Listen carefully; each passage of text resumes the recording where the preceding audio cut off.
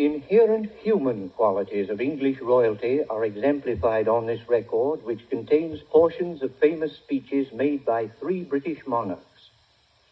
Addressing the boys and girls of Great Britain on Empire Day 1930, we present His Majesty the late King George V.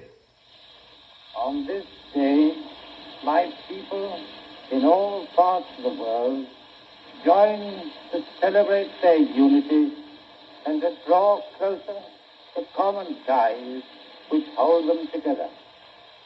Each of our many peoples has its own life to live. Each has its own work to do. Yet all are members of one family, sharing their sorrows and joys.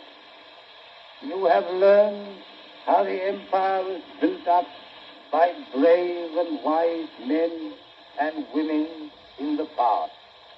It is only by courage, wisdom, and unselfishness that it will endure. It is a great inheritance. Your fathers and forefathers made it. Its future welfare and good name are under the providence of God in your hands. To put such trust in the spirit of the younger generation is a truly English characteristic.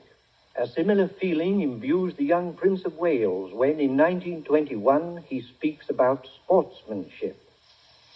To be a good sportsman becomes the ideal of every British child born within the 7 seas, as soon as he can understand the meaning of the word.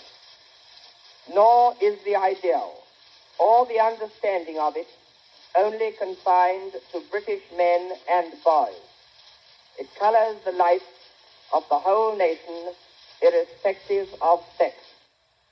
That these words were no mere phrases, but really a deep-rooted conviction in Prince Edward is proven by his words spoken years later during his abdication speech in 1936, in which he offers his loyalty and services to the new king. I now quit altogether public affairs, and I lay down my burden.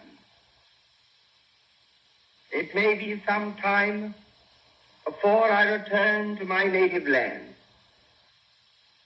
but I shall always follow the fortunes of the British race and empire with profound interest. And if, at any time in the future, I can be found of service to His Majesty in a private station, I shall not fail. Sooner than expected, the hour struck when England had to call her sons to defend not only their country, but the principles of justice and fair play. It is September 3rd, 1939. An anxious world is listening to radio reports. From London, His Majesty King George VI speaks.